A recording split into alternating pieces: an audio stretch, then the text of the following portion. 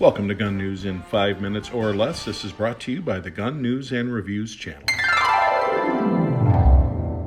So there was a lot of interest in that first look at the new Remington products video, and here's an interesting comment. What do you expect for a $399 gun?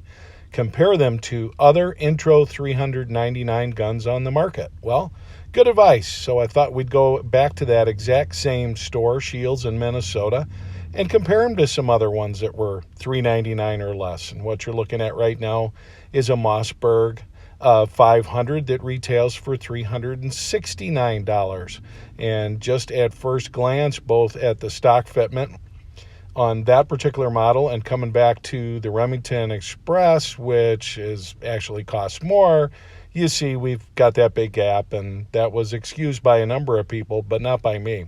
Looking at a different example of the MOSSBERG once again, because we want to look at more than one copy. And what do we see? We see a very good fit between the receiver and the stock. And I would also say that just the overall finish of the wood and everything was better. Here's another example, a little bit of a gap, but nothing like what we were seeing with the Remington. So something to think about, guys. Let's look at some other guns you can get for that same kind of money. A Winchester. Now, they're not as popular as MOSSBERG or Remington, but apparently they know how to fit a buttstock to a receiver. Looking at Benelli, which is not a wood masterpiece, but you do get an opportunity to get a great shotgun for $399, and a lot of people are going to buy those versus a wood and steel version of a shotgun anyway. So, what's left?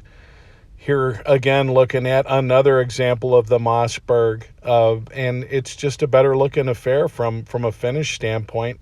And we're just talking about impressions, first impressions versus these Remington 870s. And hate to harp on this, but it's the same price as the other guys. The other guys look better.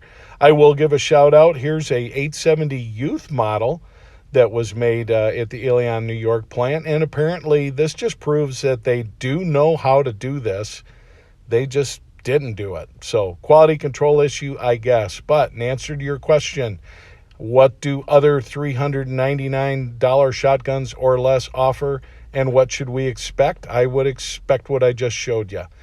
For more on this and other stories, please subscribe to Gun News in 5 minutes or less.